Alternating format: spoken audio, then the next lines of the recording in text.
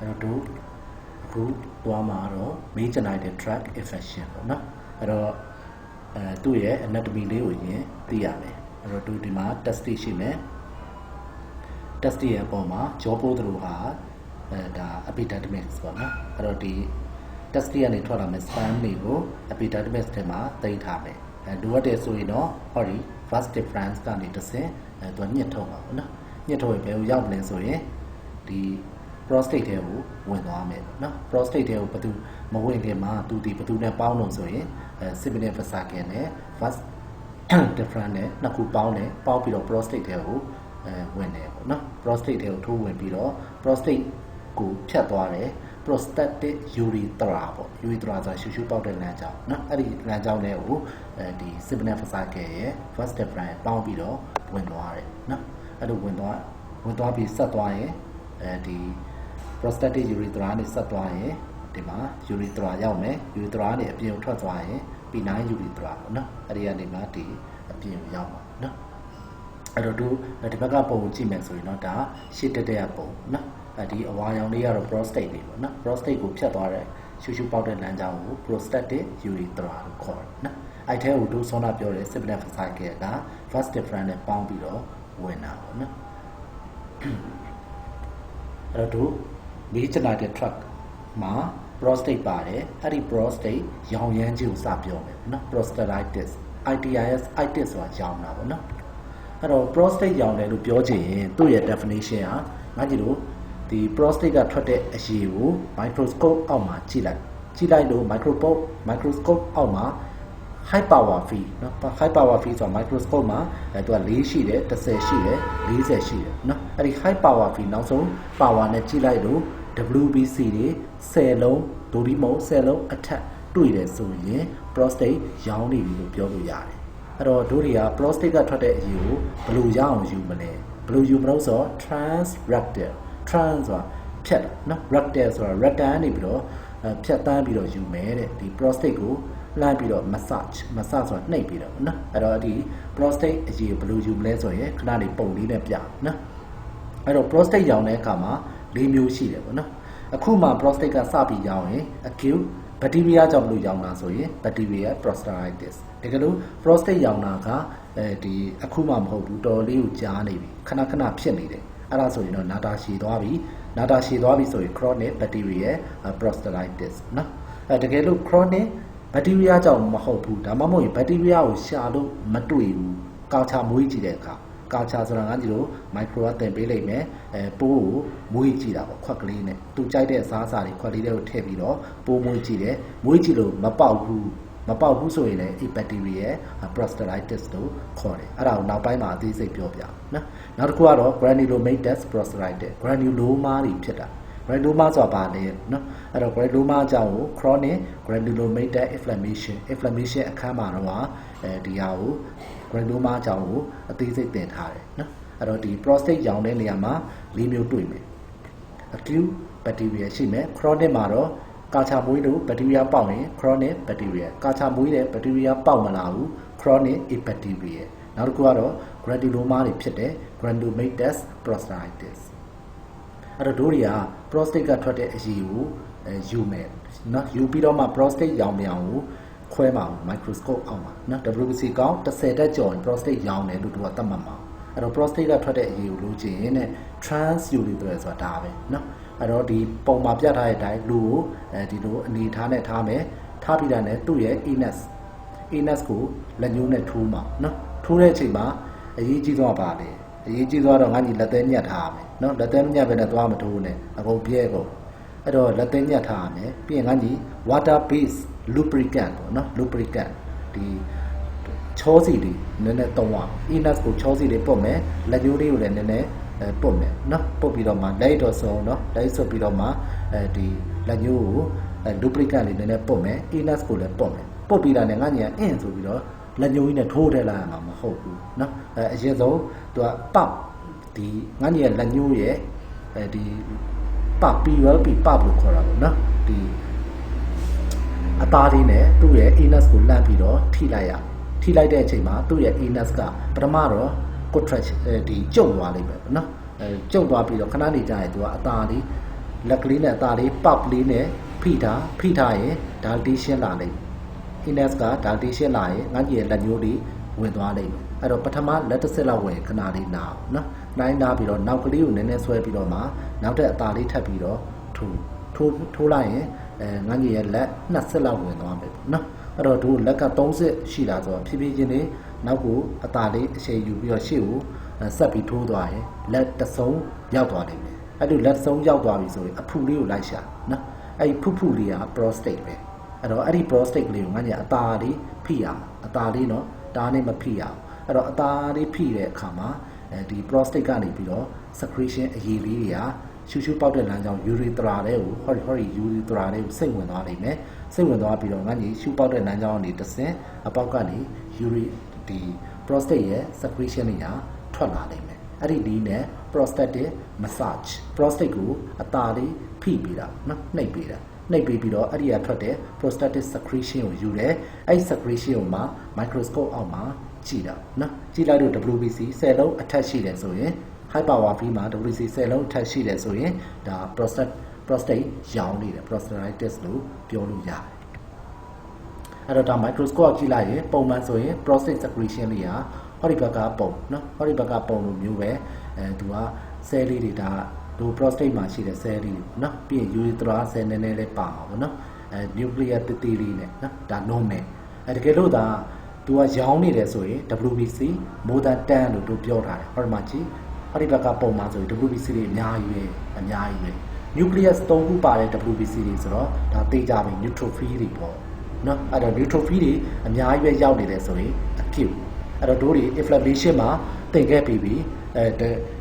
ငါကြီးခန္ဓာကိုယ်ထဲကို infection ဝင်တယ်အရင်ဆုံးပြေးလာပြီးတော့ fighter က neutrophil အားကြောင့်လို့ဒီမှာအရင်ဆုံးပြေးလာပြီး fight တဲ့ neutrophil တွေနော် neutrophil တွေတည်ပြီးဖြစ်တာအဲ့တော့ pus တွေဖြစ်တာနော်အဲ့တော့ neutrophil တွေကိုတွေ့တာ acute ပဲနော် acute ပဲခုလေးမှာ lateral မှာ prostatitis ဖြစ်နေတာ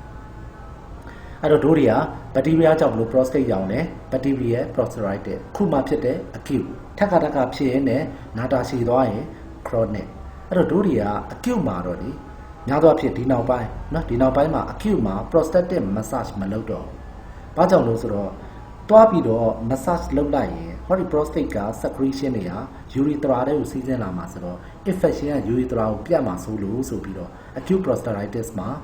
ဒီ prostatic massage ဒီနောက်ပိုင်းမလုပ်ဘဲနဲ့သူ့ထွက်လာတဲ့အရေးကိုပဲယူမယ်နော်အဲ့တော့ express prostatic secretion သူ့ထွက်လာတဲ့ prostate ကနေထွက်လာတဲ့အရေးနော် chronic မှာကြတော့သူက prostatic massage လုပ်တယ်ဗျာလုပ်ဒီဘာကြောင့်လုပ်တော့ဆိုတော့သူကလေဆေးဒီကုသတဲ့သဘောမျိုးနဲ့တောင်မှလုပ်တယ်ဥပမာဆိုရင်ပိုးဝင်တဲ့ prostate ရောင်တယ်ငါကြီးကဒီ antibiotic လို့ခေါ်တဲ့ပရိစီဝါဆေးတောက်မယ်တောက်ရုံနဲ့ chronic တွေကကြမတက်တာတယ်ဘူးအဲ့တော့ဘာလို့ရတော့ဆိုတော့ငါကြီးကဆောနာ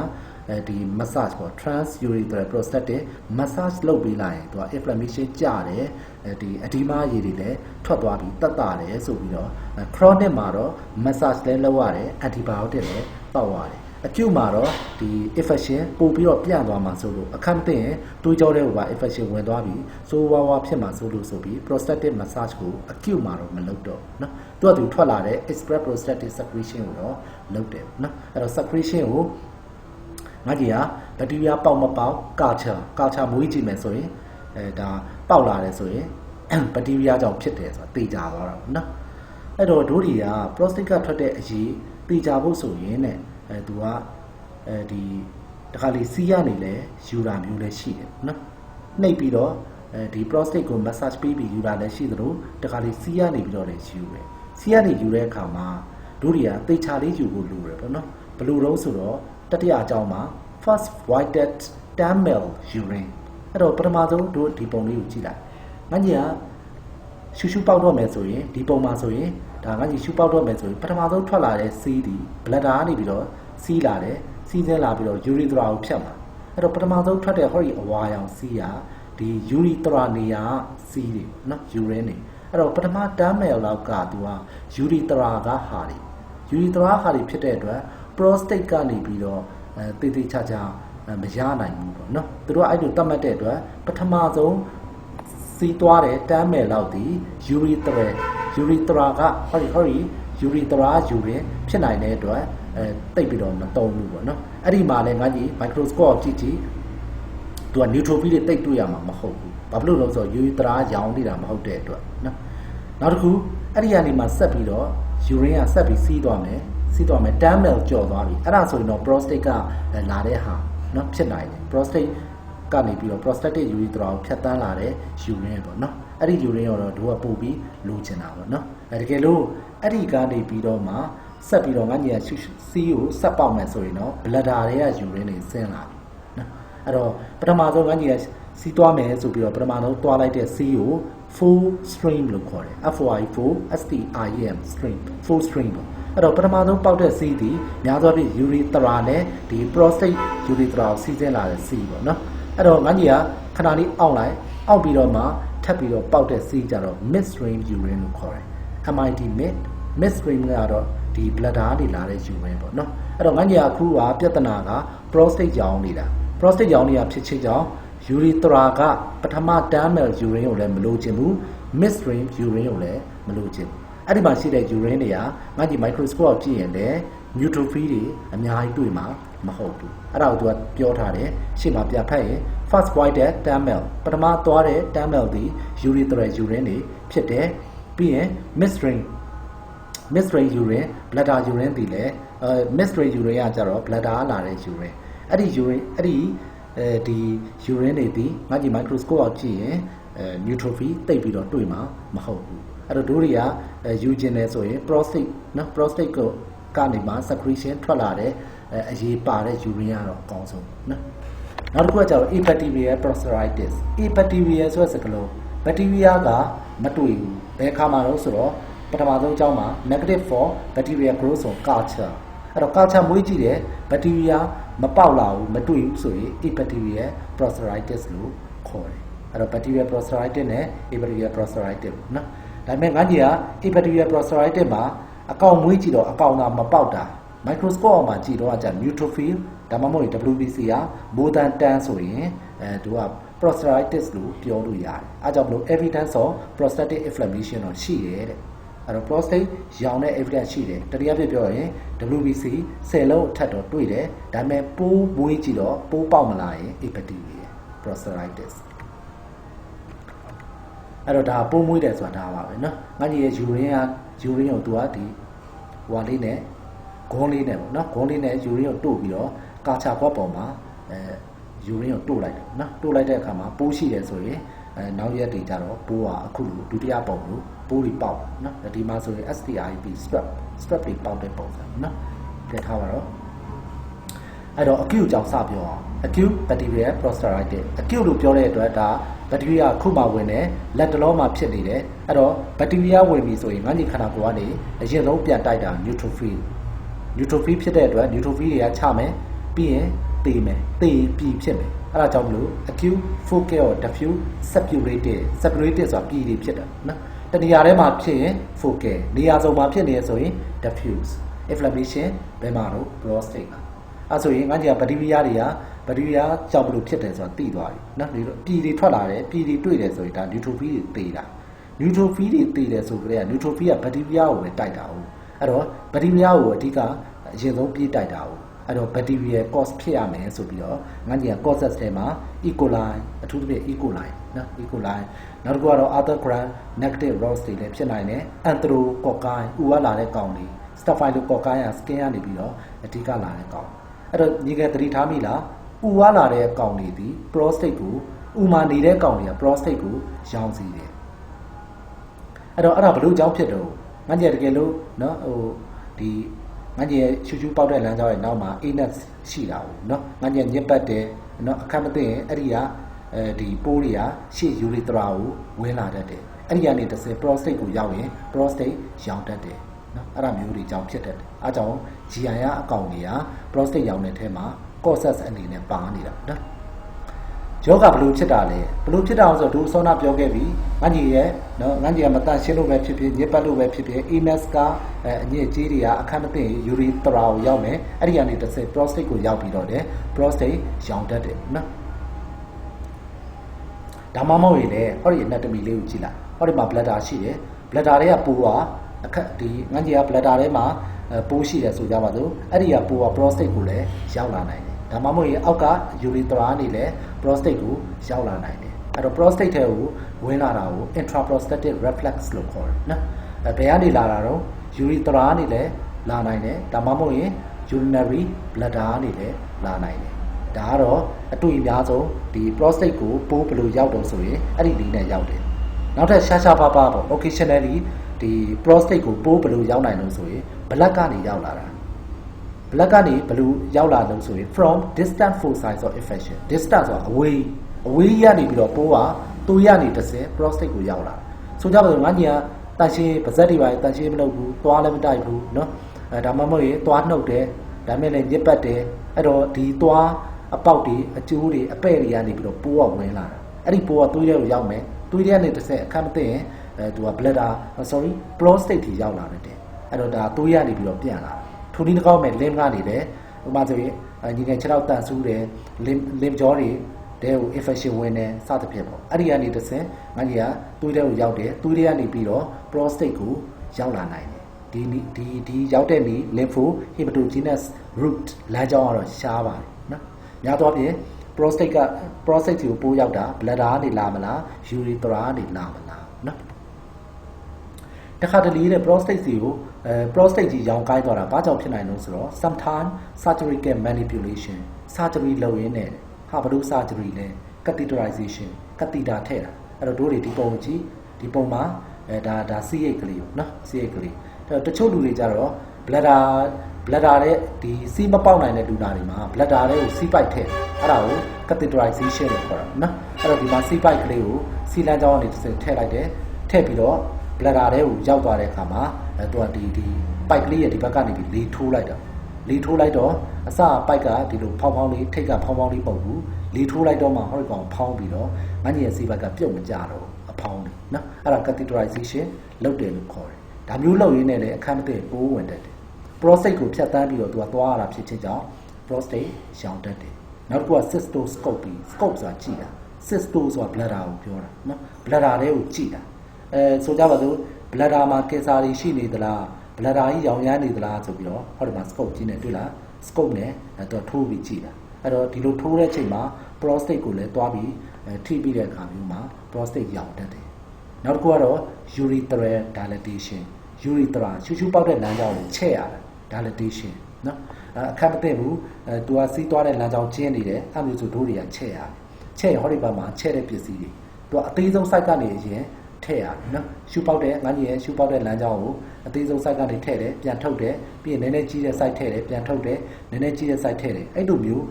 ထည့်လိုက်ထုတ်လိုက်နဲ့တဖြည်းဖြည်းချဲ့သွားတာကို urethral dilatation လုပ်တယ်လို့ခေါ်တယ်အဲ့လိုမျိုးချဲ့တဲ့အခါမျိုးမှာ prostate ကိုတွားထိရင် prostate ရောင်တတ်တယ်အဲ့ဒါဆိုရင်လည်း acute prostatitis ဖြစ်တတ်တယ်အခက်မသိရင် bacteria ဝင်တတ်တယ်နော်နောက်တစ်ခု prostate ရောင်တာ resection ဆိုတာချစ်ထုတ်တာပေါ့နော် resection procedure ချစ်တယ်ဘယ်လိုတော့ဒီမှာကြည့်အဲ့တော့တို့ဒီပုံ၃ပုံမှာကြည့်လိုက်ဒါကပထမဆုံးပုံမှာအဝါရောင်လေးကဒါ prostate ပေါ့နော်တို့တွေကအသက်ကြီးလာရင်အမျိုးသားတွေမှာအသက်ကြီးရင် prostate ကတဖြည်းဖြည်းကြီးလာပြီးတော့ prostate ကကြီးလာပြီးရှူးရှူးပေါက်တဲ့ urethra prostatic urethra ကိုဖိပလိုက်တယ်တွေ့လားအဲ့လိုဖိပလိုက်တဲ့အခါမျိုးတွေမှာငါညီတို့ကဒီပိတ်သွားတဲ့အပေါက်ကိုပြန်ပြီးတော့ချစ်ထုတ်သွားတယ်အဲ့လိုချစ်ချင်တဲ့အခါမှာတို့တွေကစီးရှူးရှူးပေါက်တဲ့ဟောဒီလမ်းကြောင်း urethra နေပြီးတော့နော်တန်ကြောင်းနဲ့ချစ်တဲ့ဒုတ်ကလေးထည့်ပြီးတော့အပေါက်ကိုပြန်ပြီးတော့ချစ်တယ် prostate ကိုချစ်ထုတ်တဲ့သဘောနော်အဲ့လိုမျိုးချစ်တဲ့အခါမျိုးမှာ prostate ရောင်တတ်တယ်ဒီဘက်ကတော့ဒါချစ်တဲ့အတန်လေးရဲ့ထိတ်ကလေးကိုပြတာတွေ့လားသူကအချင်းဒီဘက်ကအချွန်လေးနဲ့ဟောဒီချွန်ကနေလှမ်းပြီးတော့ထိုးထည့်လိုက်တယ်ထိုးထည့်လိုက်ရင်ဒီပွားလာတဲ့ prostate tissue တွေကဟောဒီတန်ပိုက်ကလေးတွေဝင်သွားတာနော်အဲ့ဒီနည်းနဲ့သူကချစ်ထုတ်တာအဲ့လိုမျိုးချစ်ရင်လည်း prostate ရှောင်တတ်တယ်အဲ့တော့ morphology ကြည့်ရအောင် morphology ဆိုရင်နှစ်ပိုင်းပါရမယ်မျက်စိနဲ့ဒီတိုင်းကြည့်တဲ့ growth ပါရမယ် microscope ကြည့်တဲ့ histo ပါအဲ့တော့မျက်စိနဲ့ဒီတိုင်းကြည့်ရင်ဘာတွေတွေ့မလို့ acute ဆိုတဲ့အတွက် neutrophil တွေကအရင်ဆုံး bacteria ကိုချမယ်ပြီးရင် neutrophil တွေတည်ပြီးဖြစ်မယ်အဲ့တော့ငါကြီးမျက်စိနဲ့ကြည့်ရင်ပြည်တွေထွက်လာတွေ့မယ် minute ဆိုတာတိတိလေးနော်ပြည်လေးတွေဟိုနည်းနည်းတည်နေတယ် disseminated ဆိုတာပြန့်နေတယ် abscess ပြည်တွေထွက်နေတယ်နော်အဲ့တော့ itis inflammation ဖြစ်ခြင်းကြောင့်ရောင်နီနာပူပြတ်ရှိတယ်ရောင်နေမယ်နီးနေမယ်ဟုတ်လားငါကြီးအဲ့ဒီ prostate နေရာကြောင့်ရောင်နေမယ်နီးနေမယ် နာမယ်နော်အဲ့တော့အဒီမာဆိုတာဒါ inflammation ကြောင့်လို့ထွက်တဲ့အကြီးတွေ congestion အဲ့မှာသွေးကြောတွေရ dilate ဖြစ်နေတယ်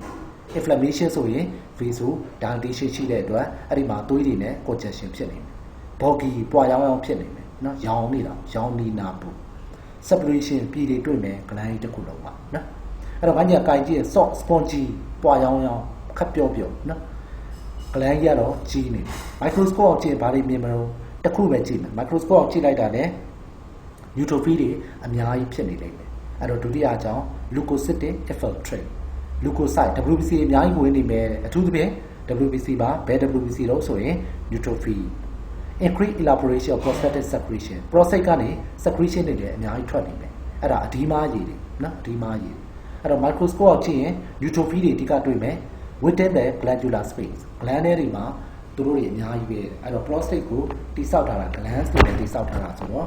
ဒါ glands တွေထဲမှာ neutrophil တွေအများကြီးပဲတကယ်လို့ကြာသွားပြီဆိုရင်တော့ fibrous scarring အဲ့တော့တို့တွေမှတ်တာ inflammation တခုကနာတာချီလာပြီကြားလာပြီဆိုရင် inflammation ကြားလာပြီဆိုရင် inflammation ဆိုရင် cytokine တွေထွက်တယ်အဲ့ဒီ cytokine တွေကဘေးနားမှာရှိတဲ့ connective tissue တွေကို fibroblast ပြောင်းစေတယ်ပြောင်းပြီးတော့ fiber တွေထုတ်ရင် fibrosis အဲ့တော့ fibrous scarring တွေ့လား fiber တွေဝင်လာတယ်အမာကျွတ်တွေဖြစ်မယ်ပြီးရင်အခုလိုနာတာချီလာရင် cell တွေပျက်စီးမယ်နည်းနည်းလေးကြားလာရင် cell တွေပျက်စီးမယ် cell တွေပျက်စီးပြီဟေ့ဆိုရင် calcium တွေအနေကျတတ်တယ်အဲ့တော့တို့ calcification မှာသင်ခဲ့တယ် cell တွေပေလို့အနေကျရင် dystrophic calcification အဲ့တော့တို့ morphology ကအဲ့လိုတွေ့ဒါအောက်ဆုံးကြောင်း fiber ဝင်တာနဲ့ calcium ကျတာကြာသွားမှဖြစ်မှာနော် acute ဆိုရင်အဲ့ဒီကောင်တွေတွေးဖို့ကနည်းနည်းတော့ခဲရင်းနေယောဂလက္ခဏာအနေနဲ့ဘာတွေတွေ့မလဲ fever ဖျားမယ်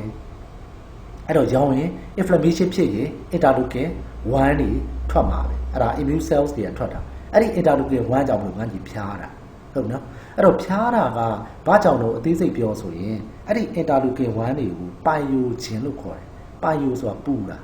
ကိုဖြစ်စေတော့ဖျားစေတော့ပိုင်ယိုဂျင်လို့ခေါ်တယ်အဲ့ interleukin 1အဲ့တော့ငါကြီး inflammation ဖြစ်တယ် prostate ရောင်နေဆိုရင် interleukin 1 pyogen တွေထွက်မယ်အဲ့ဒီ pyogen တွေကသူကသွေးထဲကနေတစ်ဆင့် hypothalamus ကိုတွားပြီးတော့ hypothalamus ရဲ့ temperature ကိုပြောင်းပေးလိုက်တယ် temperature set point ပြောင်းပေးလိုက်တယ်လို့ခေါ်တယ်ဆိုကြပါစို့ငါကြီးရဲ့ဒီလူတစ်ယောက်ရဲ့ခန္ဓာကိုယ်က body temperature 39 degree Celsius ရှိတယ်အဲ့ဒါဟိုမှာသူက prostate ရောင်တယ်ရောင်ရင် pyogen ထွက်မယ် interleukin 1ပေါ့ pyogen ထွက်မယ်ဒီကောင်က hypothalamus ကိုတွားပြီးတော့လေဘာလုပ်တော့ဆို temperature set point ပြောင်းလိုက်တာအေးနေပါတယ်ဆိုပြီးတွားပြောတာအမှန်မအေးဘူးရဲ့ normal body temperature ပဲဒါမဲ့လေအေးနေပါတယ်ဆိုပြီးတော့သူကတွားပြောလိုက်တဲ့အခါမှာ hypothalamus ကအဟုတ်မှတ်ပြီးတော့အပူချိန်ကိုညှင့်ပလိုက်တယ်အဲ့ဒါကို temperature set point ပြောင်းသွားတယ်လို့ခေါ်တယ်ညာနော်အားကြောင့်မလို့ပူအောင်တွားပြီးတော့လောက်တာမလို့အဲ့ဒီပစ္စည်း interleukin 1ကို pyogen လို့ခေါ်တယ်အဲ့တော့ဒီ hypothalamus ကခန္ဓာကိုယ်ကြီးအေးနေတယ်မှတ်ပြီးတော့ပူအောင်လုပ်တော့တာပဲ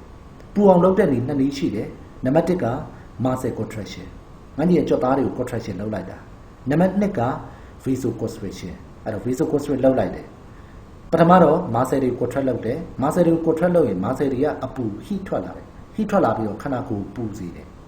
ရမယ်နော်အဲ့လိုမျိုး muscle တွေကိုပထမဆုံး contraction လုပ်လိုက်တာ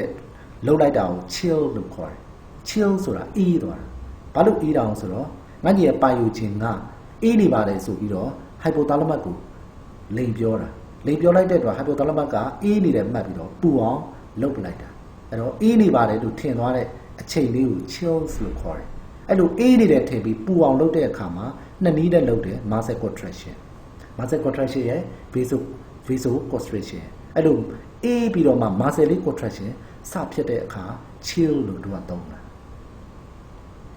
နောက်တစ်ခု dysuria urea ဆိုတာစီးသွားတာ dis ဆိုတာနာတာစီးသွားတဲ့အချိန်နာတယ်ဘာဖြစ်လို့လဲ prostate ကရောင်နေတာလေအဲ့တော့ငါညရှူပေါက်တယ်စီလန်းကြောင်းက urine ကဒီ prostate ကို prostatic urethra ကိုဒီဖြတ်တန်းသွားတဲ့အချိန်မှာနာတာပေါ့ examination လုပ်ကြည့်တဲ့အခါမှာ prostate က exquisitely tender exquisitely ဆိုတာ very နဲ့တူပါတယ်နော်အရန်ကိုနားနေမယ် boggy ပွားရောင်းလည်းဖြစ်နေမယ်လို့ပြောတယ်အဲ့တော့ prostate ကိုစမ်းကြည့်ခြင်းเนาะဒီ anus ကနေပြီးတော့ပဲလှမ်းပြီးတော့စမ်းလို့ရတယ်နော်အဲ့တော့တို့တွေက microscope အောက်မှာlaboratory investigation ဓာတ်ခွဲခန်းမှာဘာလုပ်ကြည့်ရမလို့ဆိုရင် urine UNU urine ယူခြင်း prostatic secretion examination လုပ်ရမယ်အဲ့တော့ဘာလုပ်တာလဲဆိုတော့ microscope ကြည့်တာပေါ့နော် microscopic examination root I အပေါ်မှာ RE လို့ရေးတာအဲ့ဒါ routine examination routine ဆိုတာထွက်လာတဲ့အရေးကိုဟာဘာကြောင့်လေးလဲဥပမာဆိုရင်ပြည်ပါတယ်ဆိုရင်နောက်နေမယ်ပြီးတော့ဖြူနေမယ်စသဖြင့်ပေါ့နော်ပြီးတော့ဘယ်လောက်ထွက်တာအောင်အများကြီးလားနည်းနည်းလေးလားအဲဒါမျိုးကို routine examination ပြီးရင်အဲ့ဒီအရေးကို microscope အောက်ကြည့်မယ်ဟုတ်လား microscope ကြည့်ပြီး WBC ဘယ်နှလုံးပါတယ်လဲ high power field မှာ10လုံးအထက်ဆိုရင်ဒါ prostatitis သိကြအဲ့တော့ microscopic examination ပြီးရင်ကာချာမွေးကြည့်ရမယ်ကာချာမွေးလို့ပေါက်သလားမပေါက်ဘူးလားဟုတ်နော်ကာချာမွေးလို့ပေါက်လာရင်ဘာပိုးပေါက်တယ်လဲအဲ့တော့ဖြစ်စေတဲ့အကောင် E. coli နေလားဒါမှမဟုတ်တခြား Enterococci နေလား Staphylococcus တွေလားဒါကကြတော့ကာချာမွေးကြည့်ရင်သိမယ်နော်တကယ်လို့ပို့ပြီးတော့တိကျတင်တယ်သိကျင်တယ်ဆိုတော့ဘာစီအသားစားယူတယ်ဟုတ်လားဒီ acute မှာတော့တိတ်မလုပ်ပါဘူးနော်အသားစားမယူဘူးဟုတ်လားဒီ prostate ကိုလှမ်းပြီးတော့သူကအသားစားယူတယ်ယူပြီးတော့ကြည့်ရင် neutrophil တွေအများကြီးတွေ့မှာနော်အဲ့ဆိုတို့ acute ပြီးသွားရင် chronic သွားရအောင် chronic bacterial prostatitis chronic မှာ bacteria ရှိတယ် A bacteria ရှိတယ်ဘာကွာလဲဆိုရင်ကာချာမွေးကြည့်ရတယ်ကာချာမွေးကြည့်လို့ပိုးမပေါက်ရင် A bacteria ပိုးပေါက်ရင် bacteria အဲ့တော့ဒီ insidiously occurring condition အဲ့တော့ chronic ဆိုတာ acute တွေခဏဖြစ်ပါများပြီးတော့ insidiously တဖြည်းဖြည်းနဲ့ဖြစ်လာတဲ့အခြေအနေနော် in most cases no antecedent acute attack အဲ့တော့ပြောချင်တာကတော့အခု chronic လို့ပြောရင်ဟိုတစ်ခေါက်ကမှ antecedent အခုလေးတွေမှ acute ဖြစ်တယ်ဆိုတာမျိုးမရှိဘူး acute ခဏဖြစ်ပါများပါနေကြာတော့နာတာရှည်သွားပြီးတော့ဖြစ်သွားတာနော်အဲ့တော့ without obvious provocation တိတာထင်ရှားတဲ့ provocation ဆိုတာဖော်ပြချက်မရှိဘူးဆိုတာဒီများသောအားဖြင့် chronic ဖြစ်သွားတဲ့နာတာရှည်တွေကသူတို့ဘာဖြစ်တာတော့ဒီမတိုင်ခင်တော့ဒီတားနေကိုနာတာမျိုးပူတာမျိုးရှိလားဆိုတော့အဲ့လိုလည်းမရှိဘူးသူတို့ကဒီလိုပဲစီးအောက်ပိုင်းလေးကနေလို့မကောင်းဘူးအဲ့လိုပဲသူတို့ပြောနိုင်တယ်နော်တိတာထင်ရှားတဲ့ acute attack မျိုးရှိမှမရှိခဲ့ဘူးနော်သူကနာတာရှည်သွားပြီးတော့ဒီသူ့ရဲ့အောက်ပိုင်းစီးသွားတဲ့လမ်းကြောင်းခံစားရတာတမျိုးဖြစ်တယ်လို့ပဲသူတို့ပြောနိုင်တယ်တေချာတိကျဒီ acute attack လို့မျိုးမပြောနိုင်အဲ့တော့ဘာကြောင့်ဖြစ်တော့ cause တွေကတော့ဒီ acute နဲ့တူတူပဲacute ကိုမှလုံးဝအရှင်းယောဂပျောက်မသွားပဲတဖြည်းဖြည်းနဲ့နာတာရှည်သွားပြီး chronic ဖြစ်သွားတော့နော်အဲ့တော့ pathogenesis ယောဂဖြစ်ပေါ်ပုံကလည်းစောနာဒီ acute လိုပဲ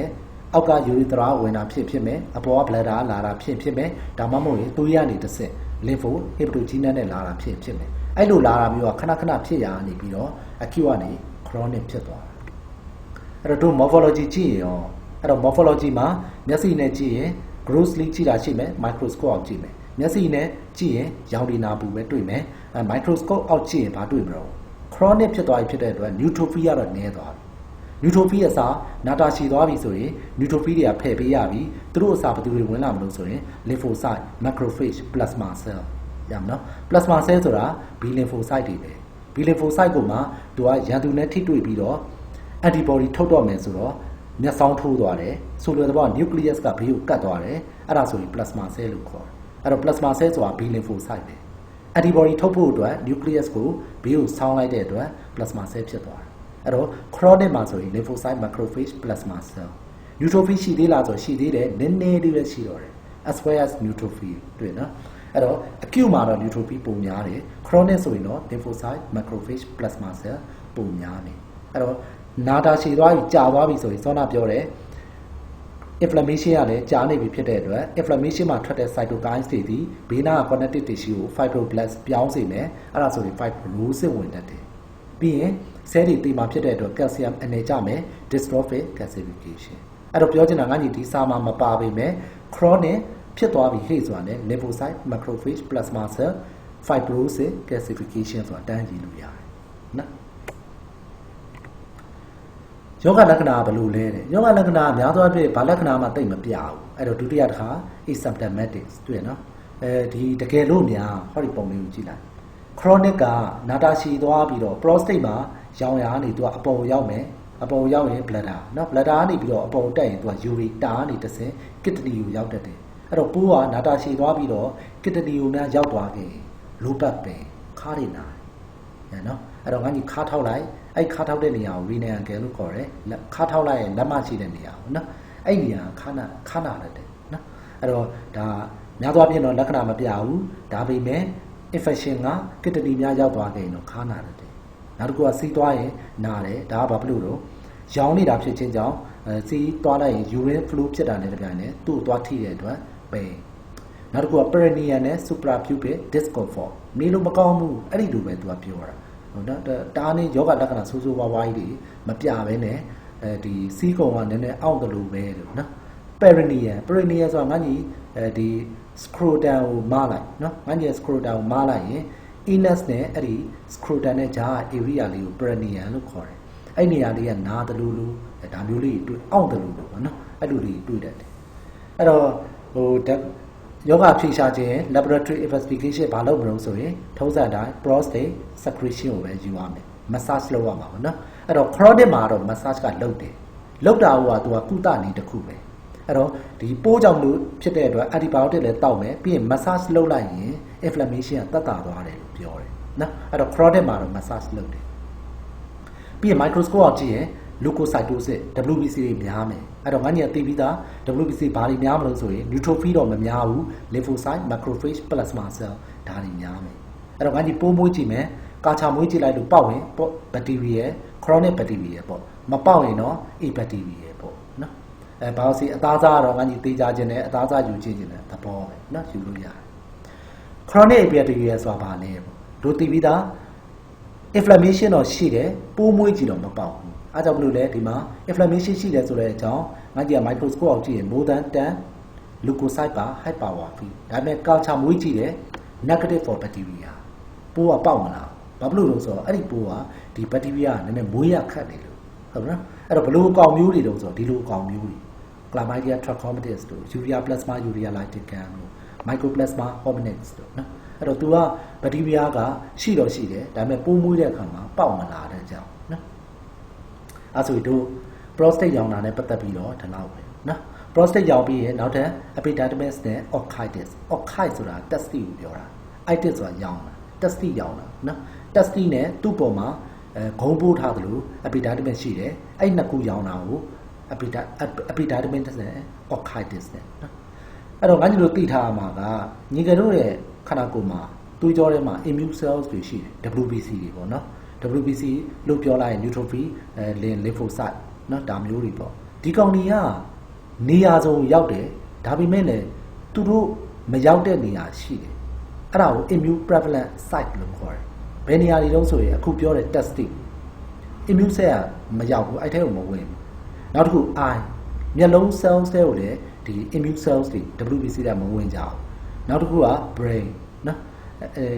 ဒီနေရာတွေက immune prevalent site လို့ခေါ်တာပေါ့ immune cell တွေကမရောက်ဘူးပေါ့နော်မရောက်တော့ဘာဖြစ်တုံးဆိုတော့သူတို့ကမမြင်ဘူးဥပမာဆိုရင် testis ထဲမှာရှိတဲ့ spine ကိုသူတို့မမြင်ဘူးမျက်လုံးမှာရှိတဲ့ cells ကိုမမြင်ဘူး brain မှာရှိတဲ့ cells ကိုမမြင်ဘူးတော့ဘာဖြစ်တုံးဆိုတော့အခက်မသိလို့ဥပမာဆိုရင် testis ပဲဆိုကြပါစို့ငါကြီးအခုလိုမျိုး testis ရောင်နေဆိုရင်တချို့ spam တွေကသွေးထဲကိုထွက်လာတော့မမြင်ဘူးတော့ရန်သူဆိုပြီးတော့ငါကြီးရဲ့ immune cell ကရန်သူမှတ်ပြီးတော့တိုက်တော့ကိုယ်ဆဲကိုပြန်တိုက်တာဆိုတော့ autoimmune လို့ခေါ်တယ်ကိုယ်ဆဲကိုပြန်တိုက်တာ autoimmune disease တွေဖြစ်တတ်တယ်ရနော်ဘာဖြစ်လို့လဲဆိုတော့မမြင်ဘူးလို့ဘာဖြစ်လို့မမြင်ဘူးတော့ immune cell တွေကအဲ့ဒီနေရာတွေကိုမရောက်ဘူး testis ရဲ့ eyes ရဲ့ brain ရဲ့အဲ့တော့ဒါ immune prevalent site ဆိုတာနားလည်မယ်နော်အဲ့တော့ဒီမှာကြုံလို့ဘူးတုဒ္ဒအနေနဲ့ပြောတာပေါ့နော်တို့တွေကတော့တို့ငယ်ကလေးကဆရာတွေကသင်ပေးတာတော့ immune cell တွေမရောက်ဘူးလို့ပြောတာပေါ့နော်ဒီနောက်ပိုင်းမှာတော့တွေ့လာတာ immune cell တွေကရောက်တယ်ဗျာရောက်တယ်ဒါပေမဲ့ဟိုမသိကြအောင်ဆောင်နေတယ်ဥပမာဆို testis cell နာကိုရောက်တယ်ဒါပေမဲ့ testis cell နဲ့အဆက်ဆံလည်းမလုပ်ဘူးသူကဘာမှ connection မရှိဘူး eye cell တွေကိုရောက်တယ်ဒါပေမဲ့ eye cell နဲ့သူနဲ့ဘာမှ connection မရှိဘူးသူကသူနေတယ် eye cell ကလည်း eye cell ဘာသာနေသူကသူနေကြတာအဲ့လိုမျိုးနော်အဲ့လိုမျိုးလို့ဒီနောက်ပိုင်းတွေ့လာတယ်ကဲထားပါတော့မရောက်ဘူးလို့သာအလွယ်မှတ်လိုက်ပါနော်အဲ့တော့ဒီ epididymis နဲ့ orchitis ရောင်ပြီးဟေ့ဆိုရင်၃မျိုးရှိတယ်တဲ့ non specific inflammation အောက်ဆုံးက specific inflammation ဒုတိယတစ်ကြောင်းကတို့ပြောခဲ့ပြီ autoimmune ဟုတ်နော်အဲ့တော့ဒီရောင်ကိုင်းပြီးတော့ testis cell တွေကရောင်ကိုင်းပြီးတော့အဲ့ထက် span တချို့ကသွေးထဲကိုထွက်လာတဲ့အခါမှာငါ့ရဲ့ immune cell ကမမြင်ဘူးတော့ကိုယ်ဆဲကိုပြန်ချအဲ့တော့ကိုယ် testis ကိုပြန်ချတော့တာနော်အဲ့တော့ testis တွေကိုအုံနဲ့ကျင်းနဲ့ immune cell တွေကအကုန်ဝင်လိုက်လာတာ လိုက်လာပြီးတော့တက်စတီကိုဝိုင်းပြီးတော့တိုက်ကြတာနော်တက်စတီတွေက span cell တွေနော် spapitogonia တွေလို့ span တွေလို့ဒီကောင်တွေကိုချတော့ဒီကောင်တွေကိုဝိုင်းပြီးတော့ချတာဝိုင်းပြီးအုံနဲ့ချင်းနဲ့အလုံးလိုက်ချတာမို့လို့အဲ့ဒီမှာအုံနဲ့ချင်းနဲ့အလုံးလိုက်ဖြစ်သွားတာ granuloma လို့ခေါ်တယ်အဲ့တော့ granulomatous autoimmune အဲ့တော့ဒီကဲကိုတို့ရှင်းပြအောင်မှာ non specific ဆိုတာဘာလဲ specific ဆိုတာဘာလဲအဲ့တော့ဒီပုံလေးကိုကြည့်လိုက်အဲ့တော့ဒီကြားလေးကိုတေချာလေးရအောင်ကြက်တာဒါ micro ရဲ့ immunology တအုပ်လုံးကြီးပါပဲနော်အဲ့တော့တို့ရှင်းပြမယ်ပထမဆုံးနဲ့ဒီကဲရဲ့ခန္ဓာကိုယ်ရဲ့ဒီမှာ infection ဝင်လာတယ် infection ဆိုတော့ဒါအမျိုးစုံဖြစ်နိုင်တယ်bacteria လည်းဖြစ်နိုင်တယ် virus လည်းဖြစ်နိုင်တယ် parasite တွေလည်းဖြစ်နိုင်တယ်စသဖြင့်ပေါ့ပိုးကောင်ဝင်လာရင်တကယ်လို့ငါးကြီးခန္ဓာကိုယ်ရဲ့ဝင်လာတာ bacteria ဆိုရင်ဒီမှာ neutrophil တွေကအရင်သွားချတယ်တကယ်လို့ virus ဝင်လာဆိုရင် lymphocyte တွေကအရင်ချတယ် parasite ဝင်လာတာဆိုရင် eosinophil တွေကအရင်ချတယ်အဲ့တော့ချတာ acute ပထမပိုင်းတော့ acute တကယ်လေး data ရှည်သွားပြီဆိုရင်တော့ macrophage တွေ monocyte နဲ့ macrophage တူတူပဲเนาะသွေးထဲမှာဆိုရင် monocyte လို့ခေါ်တယ် tissue ထဲကိုရောက်သွားရင် macrophage လို့ခေါ်တယ်အဲ့တော့ပြောချင်တာငါးကြီးခန္ဓာကိုယ်ရဲ့ infection ဝင်လာရင် bacteria ပဲဆိုကြပါစို့ neutrophil အရင်ဆုံးသွားချအဲ့တော့ဒီကောင်တွေဒီငါးကြီးရဲ့သွေးထဲမှာငကိုကလေးကရှိတာမွေးကလေးကရှိတာမလို့ innate immunity လို့ခေါ်တယ် innate ရမယ်เนาะဒီမှာ innate အဲ့တော့မွေးကလေးကရှိတယ်ဘာကောင်းလာတိုက်မှာမလို့မတိကျဘူး non specific immune system လို့လည်းခေါ်တယ်အဲ့တော့ငါညီရဟောဒီ infection ဝင်လာရင်ဒီကောင်တွေကအရင်ဆုံးတွားချမယ်သူတို့ဒီဘာကောင်းလာတွေ့မှာဆိုတာကြည့်ပဲအဲ့တော့ non specific မတိကျဘူးဘာလာတွေ့မှာအဲ့တော့ bacteria လေးဝင်တယ်ဆိုရင် neutrophil အရင်တွားတွေ့မယ်တွေ့ရင်းနဲ့တွားချတယ် neutrophil တွေမနိုင်ဘူးသေးကုန်တယ်သေးကုန်ရင်ဘာတွေဖြစ်ကုန်လို့ဆိုတော့မနိုင်တော့ဘူးခေဆိုရင်တော့ဟောဒီ monocyte macrophage နဲ့တချို့ neutrophil တွေကဘာလုပ်တော့ဆိုရင် phagocyte ဆိုတာမျိုးပလိုက်တယ်နော်အဲ့ဒီပိုးကောင်လေးကိုမျိုးလိုက်တယ်မျိုးလိုက်ပြီးတော့ T ကိုတွားပြတယ် T lymphocyte ကိုတွားပြီးတော့ပြတာကိုဒီပိုးကောင်လေးကိုတွားပြတာမလို့ပိုးကောင်လေးကို antigen ခေါ်တာနော် antigen present တွေတွားပြီးတော့ပြတယ်ဆဲများဆိုတာဒီ macrophage နဲ့ neutrophil ကိုပြောတာနော်သူတို့တွေကမနိုင်တော့ဘူးဆိုတော့သူ့ဆရာ T lymphocyte ကိုတွားပြနော်အဲ့လိုပြလိုက်တာနဲ့ T lymphocyte မှာ CD4 ရှိတယ် CD8 ရှိတယ်နော် CD8 T lymphocyte ရှိတယ် CD4 T lymphocyte ရှိတယ် CD8 T lymphocyte ကတော့အဲ့ဒီပြေးသွားပြီးတော့သူတို့လာပြတဲ့ပိုးကောင်လေးကိုတွားပြီးတော့ချတော့တာအဲ့ပိုးကောင်သူတို့လာပြတဲ့ antigen နဲ့တူတဲ့ပိုးကောင်မှန်သမျှကိုအကုန်တွားချတော့တာအဲ့တော့ဒီပိုးမှာဒီပိုးဒီသူ့ကိုလာပြတဲ့ပိုးကောင်ကိုပဲချမှာမို့လို့တိကျသွားပြီဆိုတော့ specific immune system လို့ခေါ်တယ်အဲ့တော့ CD8 ကတော့ပြေးပြီးတော့သူ့ကိုလာပြတဲ့ bacteria ပိုးအပိုင်းစာတွေကိုတွားပြီးတော့နော်တွားချတယ်CD4 ကじゃဘယ်လိုလုပ်လဲ CD4 ကじゃနှစ်ခုကွဲထွက်သွားတယ် TH1 ရယ် TH2 ရယ်နော်အဲ့တော့ helper T cell 1နဲ့2နဲ့ပေါ့နော်အဲ့တော့ TH1 ကဘာထုတ်တယ်လဲ1တစ်နဲ့2လို့မှတ်ထားတယ်နော် TH1 က interleukin 2နဲ့ interferon gamma ထုတ်တယ် TH2 ကじゃတော့2နဲ့4လို့မှတ်ထား TH2 က interleukin 4 5ငါညီမှတ်နိုင်သေး6 10 13 TNF alpha ဒီ cytokine တွေထုတ်တာပေါ့နော်အဲ့တော့ထုတ်တော့ဘာဖြစ်တော့ကြာဆိုရင်ဟောဒီ TH1 က interleukin 2နဲ့ interferon gamma ထုတ်တယ် interferon gamma ကဘာလုပ်လို့ဆိုရင် macrophage တွေ monocyte တွေကိုလာကြဆိုပြီးထပ်ပြီးအများကြီးခေါ်တယ်ခေါ်ပြီးတော့အဲ့ဒီ bacteria ပိုးလေးဝင်လာတဲ့ bacteria ပိုးလေးရဲ့ဘေးမှာအကုန်လုံးကဝိုင်းအုံပြီးတော့အလုံးလေးဖြစ်သွားတယ်အဲ့ဒါကို granuloma လို့ခေါ်တယ်ဒီမှာကြည့် granuloma ရပါနော်နောက်တစ်ခု TH2 cell ကကြတော့ဆောနာတို့ပြောတယ်2နဲ့4လို့မှတ်တာ interleukin 4 5ထုတ်တယ်အထူးသဖြင့် interleukin 4ပေါ့interleukin 4က B lymphocyte တွေကိုထပ်ခေါ်တယ် B lymphocyte တွေကိုလာကြ B lymphocyte တွေကိုခေါ်ပြီးတော့ B lymphocyte တွေကရန်သူကိုတွားပြီးတော့ချတယ် B lymphocyte တွေကဘယ်တော့မှဒီကိုယ်တိုင်မချဘူး antibody ထုတ်ပြီးတော့ချတာအဲ့တော့သူတို့က antibody ထုတ်တော့မယ်ဟေ့ဆိုရင်သူတို့ရဲ့ nucleus တွေကဘေးကိုစောင်းသွားတော့မျက်စောင်းထိုးတဲ့ cell plasma cell လို့ခေါ်တယ်အဲ့လိုမျက်စောင်းထိုးပြီးတော့မှသူတို့က antibody တွေထုတ်တယ် immunoglobulin လို့ခေါ်တယ်နော် antibody တွေထုတ်တယ်အဲ့တော့ပြောချင်တာမနိုင်တော့ဘူးဟိဆိုရင် T lymphocyte ကိုလာပြတယ် T lymphocyte ကိုစပြီးပြပြီးဆိုတာ ਨੇ ဒီပိုးမှဒီပိုးပဲတိုက်တော့မှာကျန်တဲ့ပိုးကိုမတိုက်ဘူးဒီ T lymphocyte ကိုပြပြီးအဲကြောင့်မလို့တို့တွေက specific လို့ခေါ်တယ် non specific ကကြတော့ငါကြီး infection ဝင်လာတယ်ဘာကောင်းဝင်လာ bacteria ဆိုရင် neutrophil တိုက်မယ် virus ဆိုရင် lymphocyte တိုက်မယ်မွေးကလေးရှိတဲ့ကောင်တွေမို့လို့ innate immunity လို့ခေါ်တယ် non specific လို့လည်းခေါ်တယ်မနိုင်တော့ဘူး T ကိုတွားပြလိုက်ပြီ T ကိုတွားပြလိုက်ရင်တော့ တိကျသွားပြီဆိုတဲ့အတွက် specific immune system လို့ခေါ်တယ်လောက်ယူထားတာမလို့ adaptive immunity လို့လည်းခေါ်တယ်လောက်ယူထားတာမလို့လောက်ယူတယ်ဆိုတာတီကိုတွားပြပြီးတော့မှတီကနေမှ CD4 CD8 CD8 ကကိုယ်တိုင်တွားချ CD4 က TH1 TH2 ကိုယ် TH1 က interferon ထုတ်ပြီး macrophage တွေကိုထပ်ခေါ်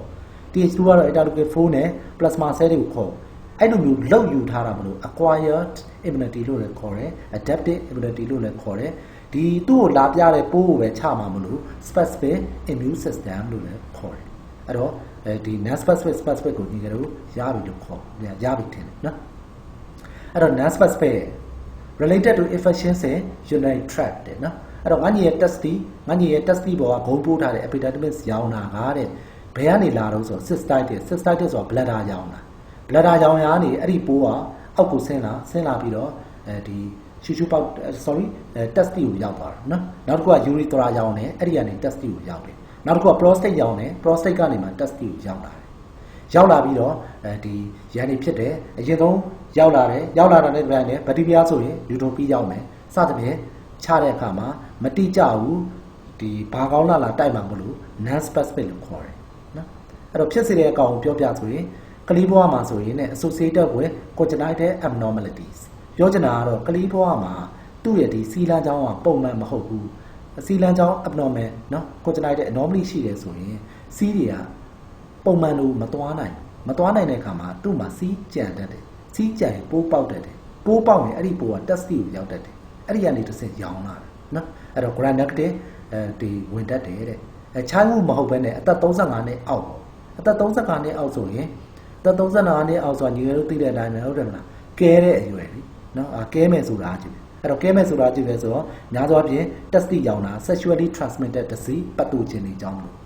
sex ကြောင်းလို့ sex ကနေကူးတာ chlamydia trachomatis တို့ Neisseria gonorrhoeae ဟုတ်နော်35နှစ်ကျော်ရင်ကြတော့ညာသောအပြင်သူမတန့်ရှင်းလို့ဖြစ်တာတွေများတယ်ဥပမာဆိုရင်နောက်က ENS ကကောင်ကမတန့်ရှင်းတဲ့အတွက်အဲ့ဒီကနေတစ်ဆင့် urethra ကနေပြီးတော့ test ကိုရောက်လာတာအဲ့တော့ E. coli လို့ pseudomonas လို့ဒါတွေက GI အကောင်တွေအသက်ကြီးရင်35နှစ်ကျော်ရင်တော့ sex ကိုမစဉ်းစားတော့ဘူးမတန့်ရှင်းတာကိုစဉ်းစားပြီးတော့ GI ကနေလာသလားနော်35နှစ်အောက်ဆိုရင်တော့ငယ်တော့ဆိုတော့သူကရမ်းတာပေါ့နော်အဲ့တော့ sex ကနေပြီးတော့ကူးလာpathogenesis ယောဂဘယ်လိုရောက်လဲဘယ်လိုရောက်မှာတော့ဆိုတော့ test နဲ့ epididymis ကိုရောက်နိုင်တာငါညီကို anatomy ပြပြီးသွားပြီ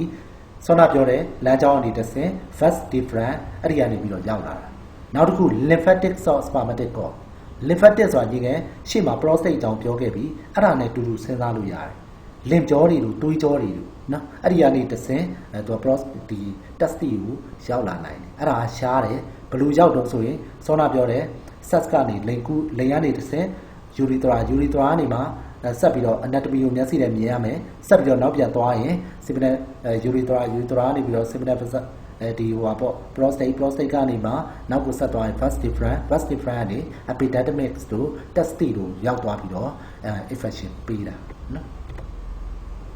morphology မျက်စိနဲ့ကြည့်ရင်ဘယ်လိုမြင်မလဲပေါ့အဲ့တော့မျက်စိနဲ့ grossly ကြည့်မယ် microscope အောက်ကြည့်မယ်မျက်စိနဲ့ grossly ကြည့်ရင်ဘာမြင်မလဲ test ကရောင်နီနာဘူးဖြစ်နေမှာပေါ့ပြီးတော့ကျတော့ test ကဒီ non specific အခုမှစပြီးရောင်းတာဖြစ်ခြင်းကြောင့် abscess ပြည်တွေနဲ့တွေ့လိမ့်မယ်နော်ဒီ neutropenia တွေတည်ပြည်ဖြစ်တာနော် necrosis ပုတ်သွားနေတာတွေ့မယ် congestion သွေးကြောတွေကျဲနေတာတွေ့မယ် edema ဒါအဒီမာဆိုတာရောင်ကိုင်းနေတယ်အဒီမာရည်နော်ဒါမျိုးတွေတွေ့မယ်တကယ်လို့ကြာသွားပြီဆိုရင်တော့ fibrous scarring fiber တွေဝင်လာမယ် fiber တွေဝင်လာပြီးတော့ဒီ fiber ကြောင့်မလို့ငန်းကြီးရဲ့ test ကြီးဟာကျုံနေတာသေးနေတာဒါမျိုးတွေတွေ့နိုင်တယ်လို့ပြောတာနော်အဲ့တော့သူကနှစ်မျိုးလုံးရေးတာနော်မျက်စိနဲ့ကြည့်ရောင်ကိုင်းနေတာကိုတွေ့မယ်ဆိုရင် congestion တို့အဒီမာတို့နော်ပြည်တွေတွေ့မယ် abscess တို့ necrosis တို့ဒါမှမဟုတ်ကြာသွားပြီဆိုရင် fiber တွေဝင်တယ်ကျုံသွား microscope ကြည့်ရင်ဘာတွေမြင်ရမလဲ microscope ကြည့်ရင်အခုမှဝင်တယ်ဒီဘက်တီးရီးယားဝင်တယ်ဆိုရင် neutrophil ချမယ်နော်အဲ့တော့ဒီမွေးကလေးရှိတဲ့ innate တနည်းအားဖြင့်ပြောရင် non specific ကတိုက်မှာမလို့ non specific cell တွေတွေ့မယ်နော်ဘာတွေတုံးဆိုရင်အထူးသဖြင့်ဒုတိယကြောင့် neutrophil တွေတွေ့မှာပေါ့တကယ်လို့နည်းနည်းလေးကြာသွားပြီဆိုရင်တော့နည်းနည်းကြာသွားပြီဆိုရင် macrophage တို့ plasma cell တို့ lymphocyte တို့တွေ့လိမ့်မယ်လို့သူကပြောတာနော်ဒါတွေအကုန်လုံးကဒီ non specific နော် T cell ကိုမပြရသေးဘူးနော်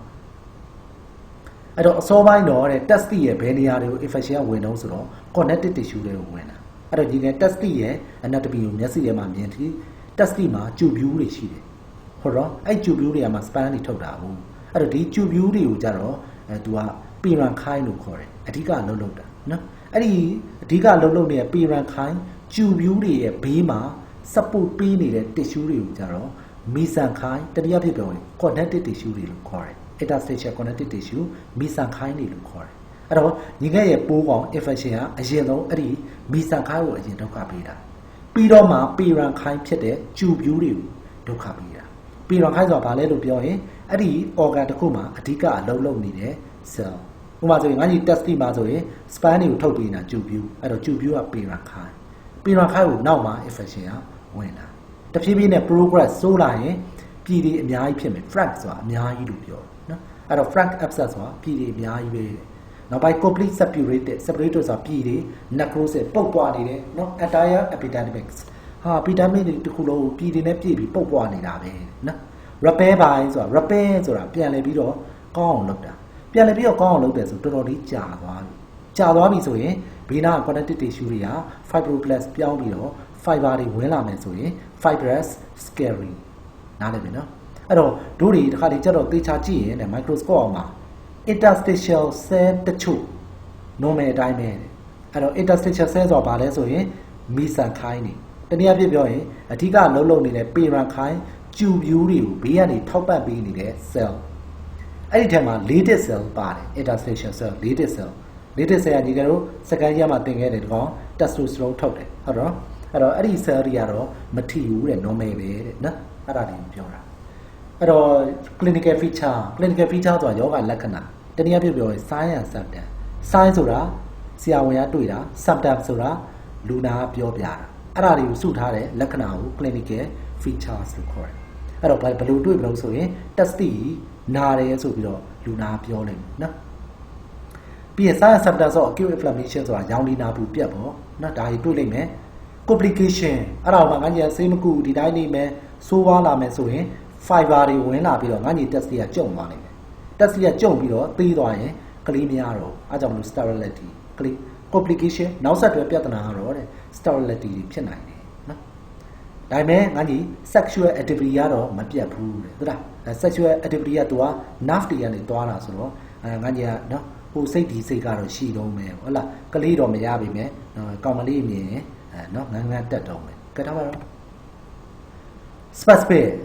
ဆိုရင်ညီကသိရမှာတီကိုပြလိုက်ပြီတီကိုပြလိုက်တဲ့အတွက် CD4 CD8 ကွဲသွားတယ် CD4 ကနေမှကိုယ်တိုင်သွားချတယ် CD8 ကကိုယ်တိုင်သွားချတယ် CD4 က TH12 ပြောင်းတယ်ဒါတွေပေါ့နော်အဲ့တော့မနိုင်တော့ဘူးဆိုတဲ့သဘောအဲ့တော့အဲ့ထက်မှာဂနိုပါလာတွေ့လားဂနိုပြန်ပါလာသူကဂနိုက non specific မှာလည်းပါတယ် specific မှာလည်းပါတာပေါ့နော်အဲ့တော့ဂနို Neisseria gonorrhoeae ပေါ့နော်အဲ့တော့ဘယ်ကနေကူးတော့ဆိုရင်ဂနိုကတော့များသောအားဖြင့်လေကနေကူးတာပေါ့နော် sexually transmitted အဲ့တော့ posterior urethra prostate ပြီးရင် seminal vesicle နောက်ပြန်သွားမျက်စိထဲမှာ anatomy ကိုမြင်ထားနော်epidermis ကိုရောက်မယ်အဲ့ဒီကနေ testis ကိုရောက်မယ်နော် acute separated inflammation ပြည်တွေထွက်မယ်တဲ့ acute ရုပ်တရက်အစောပိုင်းတော့ပြည်တွေထွက်မယ်အဲ့ဒါ non specific ပေါ့ non specific နော်ဘာလာချမယ်ဆိုတဲ့ကောင်အနေနဲ့အရင်ချတော့อ่ะနော်အဲ့ဒီကနေမှမနိုင်တော့ပြလိုက်ရင်တော့ specific ဖြစ်သွားမှာပေါ့ extensive destruction of organ ငါကြီးရဲ့ testis ကလုံးဝပျက်စီးသွားဟုတ်လား spread to testis ကိုရောက်ရင် testis မှာလည်းပြည်တွေနဲ့တွေ့မယ်နော်ပြောချင်တာကတော့ तू ကပြောင်းပြန်လာတယ်ဒီလင်ကနေကူးတာဆိုတော့ပထမ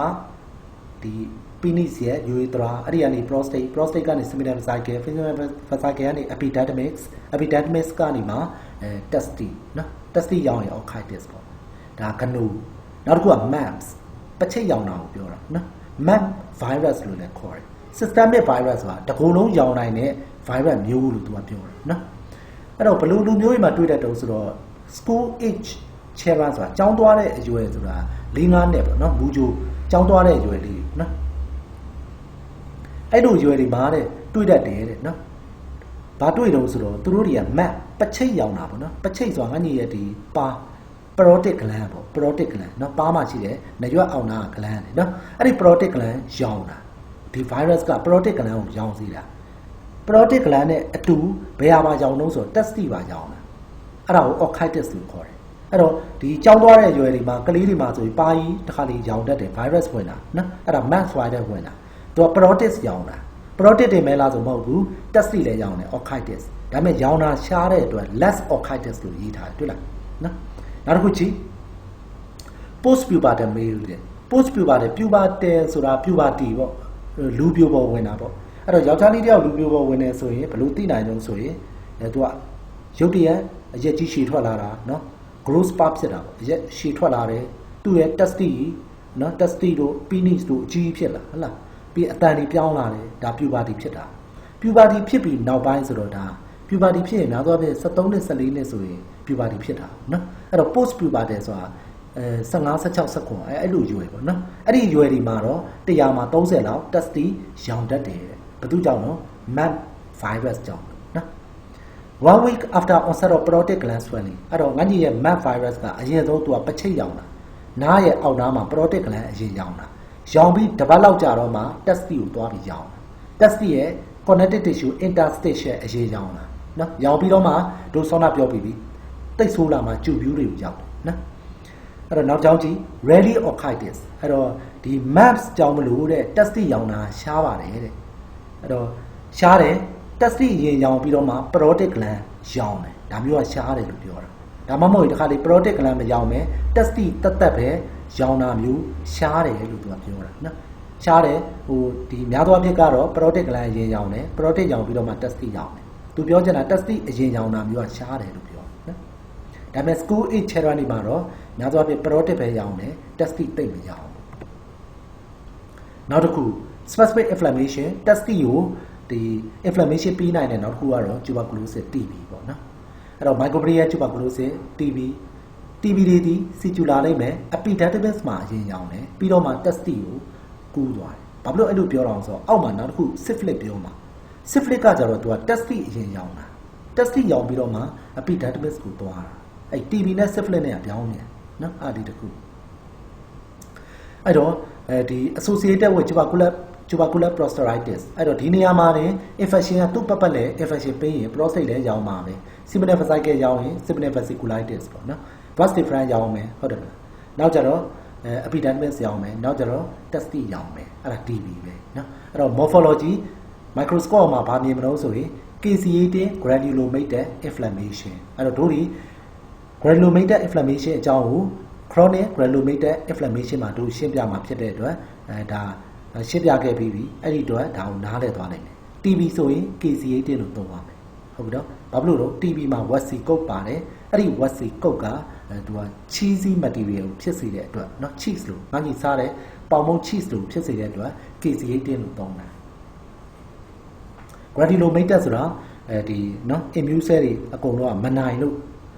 ဝိုင်းထားတာငါကြီး specific ကိုပြောနေတာဖြစ်ခြင်းကြောင့်ညီငယ်သိထားမှာမနိုင်ဘူးမနိုင်တဲ့အတွက်တီကိုသွားပြပြီးတော့နောက်ဆုံးကျန်တဲ့အကူညီ cell တွေကိုခေါ်ပြီးတော့ဒီ TB ပိုးဝိုင်းထားတာဝိုင်းတော့အလုံးဖြစ် granuloma အားကြောင့်မလို့ granulomated နော် okay အဲ့တော့ပဲထားမယ် syphilis ကိုသွား syphilis ဖြစ်စေတဲ့အကောင် Treponema pallidum သူကတော့ affects the epididymis and testy ဒါသိပြီးသား situ မေးတတ်တာ syphilis ဒီ testy ကိုအရင်ထိတာပြီးတော့မှသူက epididymis ကိုသွားတာဟုတ်နော်အဲ့တော့ in many case orchitis is not accompanied by epididymitis အဲ့တော့သူဒီ testy ကိုအရင်ဆုံးရောင်တယ်တခါဒီ testy ပဲရောင်တာ epididymis တောင်တိတ်မရောင်ဘူးလေသူပြောချင်ဟုတ်နော်အဲ့တော့ microscope ကြည့်ရင် morphology ကြည့်ရင်ဘယ်လိုမြင်ရမလဲဘယ်လိုမြင်ရမလို့ဆိုတော့နှစ်မျိုးမြင်ရမယ် interstitial inflammation ဆိုတာရိုးလေးပဲငါညီရဲ့ testy မှာနော် parenchyma ရှိတယ် mesenchyma ရှိတယ် parenchyma ဆိုတာအဓိကလှုပ်နေတဲ့အကောင်တွေဘယ်သူတွေကိုပြောအောင်ဆို tubules ကိုပြောတာ mesenchyma ဆိုတာသူတို့ဘေးကနေပံ့ပိုးနေတဲ့ connective tissue interstitial အဲ့တော့ interstitial ကိုအရင်ထိမှာဖြစ်တဲ့အတွက် interstitial inflammation နေရာစုံမှာဖြစ် diffuse ဟုတ်နော်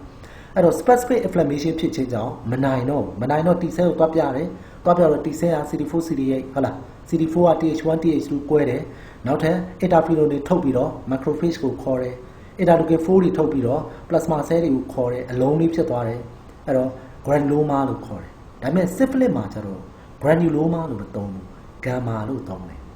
ညာလားအဲ့တော့ gamma လို့ဘာလို့သုံးလို့ဆိုရင် plasma cell တွေများလို့မှတ်တာ syphilis မှာဒီဘေးကနေဝိုင်းပြီးအုံလာတဲ့နော်ခေါ်လိုက်လို့ကိုဝိုင်းပြီးရောက်လာတဲ့ cell တွေထဲမှာအများစုက plasma cell တွေပါတယ်အဲ့တော့ gamma လို့သူသုံးတယ်နော်သူက granuloma တစ်မျိုးပဲ TB မှာကျတော့ granuloma လို့သုံးတယ် syphilis မှာကြတော့ gamma လို့သုံးတယ်နော် syphilis ရဲ့သူက tertiary လောက်မှာအများစုတွေ့ရတယ်နော်နောက်တစ်ခု obliterative and arthritis အဲ့တော့ဒါလေးကိုခဏလေးရှင်းပြမယ် perivascular cuffing of lymphocyte perivascular ဆိုတာသွေးကြောပတ်လည်မှာ cuffing ဆိုတာပတ်ထားတာကိုပြောတာဥပမာဆိုရင်ကလူဆိုးတွေကိုရဲကလက်ထိတ်ခတ်သွားတယ်လက်ထိတ်နဲ့ပတ်ထားတယ်အဲ့လိုဘေးကနေပတ်တာကို cuffing လို့ခေါ်တယ်နော် plasma cell တွေ lymphocyte တွေကပတ်ထားတယ်လို့သူကပြောတာနော်နောက်ကြောက်ကြည့် inflammation ရတဲ့တို့တွေပြောခဲ့တယ်သူက testis ကိုပထမဆုံးထိတာနော်ဒါပေမဲ့ inflammation ဆိုးဆိုးကြီးဖြစ်တာကကျတော့ epidermis မှာပုံဖြစ်တာဟုတ်လားနော်အားလေးမှတ်ခဲ့အဲ့တော့ဒါဘာပုံကြီးကိုပြတာတော့ဆိုရင်တို့တွေဒီမှာအယောင်လေးနဲ့ပြတယ်ပေါ့နော်ဒါကြီးတစ်ခုလုံးက granuloma ပဲ TB မှာဆိုရင် granuloma syphilis မှာဆိုရင် gamma လို့ခေါ်တယ်နော်ခလယ်မှာကဒါဘာတွေတုံးဆိုရင် necrosis တွေနော် coagulative necrosis ပေါ့ TB မှာဆိုရင်တော့ caseous necrosis syphilis မှာဆိုရင်တော့ coagulative necrosis နော်ဘေးနားလေးကဘာတွေတုံးဆိုရင်မနိုင်လို့တီကိုတွားပြောတဲ့အတွက်အကုန်အုံနဲ့ချင်းနဲ့ရောက်လာတဲ့ cell တွေနော်ဘေးနားလေးမှာ macrophage တွေ lymphocyte တွေ plasma cell တွေရှိလိမ့်မယ်နော် plasma cell တွေအများကြီးတွေ့ရင်အဲ့ဒါ syphilis မှာတွေ့တတ်တဲ့ gamma lymphocyte macrophage တွေများတာဆိုရင်တော့TB ပေါ့နော်ဒါကြီးတစ်လုံးလုံးကTB မှာဆိုရင် granuloma လို့ခေါ်တယ် syphilis မှာဆိုရင် gamma လို့ခေါ်တယ်နော်အဲ့တော့တို့တွေဒီမှာဆိုရင်ဘာကိုပြတာလဲဆိုရင် granuloma တစ်လုံးကိုအကျယ်ချဲ့လိုက်နော်အကျယ်ချဲ့လိုက်တဲ့အခါမှာဒီပုံမှာဆိုရင်ဟောဒီနေရာကိုကြည့်လိုက် sorry တို့အရောင်လေးနဲ့ပြနော်ဟောဒီနေရာလေးကိုကြည့်လိုက်ဟောဒီနေရာလေးမှာ nucleus တွေအများကြီးပဲစုပြီးတော့ cell တစ်လုံးဖြစ်သွားတယ်လားပုံမှန်ဆိုရင် cell တစ်လုံးဆိုရင် nucleus တစ်ခုပဲရှိရမှာအခုလိုပေါ့ nucleus တစ်လုံး cell တစ်လုံးဒါပေမဲ့ဒီမှာဆိုရင် nucleus တွေအများကြီးပေါင်းသွားတယ်လား nucleus တွေ1 2 3 4 cell လုံးအလုံး20လောက်ရှိနော်ဒါမျိုးပေါင်းသွားရင် giant cell လို့ခေါ်တယ် blue cell ပေါ့ giant ဆိုတာ blue အကြီးလို့ပြောနော်အဲ့တော့တချို့ cell တွေဒါ macrophage တွေကပေါင်းသွားတယ်ဟုတ်လား macrophage တွေကအများကြီးပေါင်းပြီးတော့ဒါ giant cell ဖြစ်သွားအဲ့တော့တို့ဒါကိုအသေးစိတ်ကို inflammation ရဲ့ chronic granulomatous inflammation မှာရှင်းပြထားတယ်အဲ့ဆိုတို့ non specific ပြီးသွားပြီနောက်တစ်ခုကတော့ autoimmune နော် autoimmune ဆိုတာငါ့ရဲ့ testis တဲမှာရှိတဲ့ sperm cell တွေဒီ immune cell တွေကမမြင်ဘူးတကယ်လို့ညာအကြောင်းကြောင့်မလို့ငါ့ရဲ့တယောက်နဲ့တယောက်ဟုတ်လားတကယ်ချင်းဆော့တယ်ကန်တယ် testis ကိုကန်ထည့်လိုက်တယ်ဟုတ်လားကန်ထည့်လိုက် testis ကရောင်ကိုင်းပြီးတော့ဒီ sperm cell တွေကသွေးထဲကိုထွက်သွားရင် immune cell ကမမြင်ဘူးတော့ငါ့ရဲ့ testis ကိုအကုန်လုံးလိုက်လာတာဒီ sperm ကိုလည်းတိုက်တယ်ဒီ testis ဒီ sperm ရှိတဲ့ testis ကိုသူကလိုက်လာပြီးတော့ testis တွေကိုဝင်ပြီးတော့အုံနဲ့ချင်းနဲ့အလုံးဖြစ်သွားနော်ကိုယ်ဆဲကိုပြန်တိုက်တာမလို့ autoimmune အုံနဲ့ချင်းနဲ့အလုံးဖြစ်တာမလို့ granulomatous နော် granulomatous autoimmune orchitis TB မှာလည်း granuloma ဖြစ်တာပဲနော်ဒါပေမဲ့ဒါက autoimmune ကြောင့်မလို့ဖြစ်တာ TB မဟုတ်ဘူးအားကြောင့်မလို့သူက non tuberculous တွေ့လား non tuberculous TB ကြောင့်မဟုတ်တော့ granuloma အလုံးတွေဖြစ်တယ် autoimmune နော် unilateral testicular enlargement များသောအားဖြင့် testis တစ်လုံးတည်းကိုကြောင်တာမျိုးဖြစ်တတ်တယ်နော်အဲ့တော့ငါညီကန်လိုက်တဲ့ဘက်မှာဟုတ်လားကန်လိုက်တဲ့တောင်းတဲ့ဟုတ်လားရံပြင်းဟုတ်လားရံပြင်းနဲ့ပဲဖြစ်ဒါမှမဟုတ်ရင်ဒီ testis ကိုအကြောင်းကြောင့်မလို့ခိုင်းပြီးလို့ပဲဖြစ်နော်ပိုးဝင်လို့ပဲဖြစ် testis တွေက sperm ကအပြင်ကိုထွက်လာရင် immune cell နဲ့တွေ့ရင် immune cell ကမမြင်ဘူးတော့ကိုယ်ဆဲကိုပြန်တိုက်တယ်နော်အဲ့တော့ဖြစ်တဲ့ဘက်မှာဖြစ်မှာ unilateral cause ကတော့ autoimmune နော် pathogenesis ယောဂဖြစ်ပေါ်ပေါ်ဆောင်းတာပြောခဲ့ပြီးကိုယ်ဆဲကိုပြန်တိုက်တာနော်ကိုယ်ဆဲကိုပြန်တိုက်တယ်ဘာဖြစ်လို့လဲအကြောင်းကြောင့်ဒီ sperm cell လေးဒါမှမဟုတ် spermatogonia လေးကအပြင်ကိုရောက်သွားနော် morphology မျက်စိနဲ့ကြည့်ရင်ဘယ်လိုမြင်မလဲ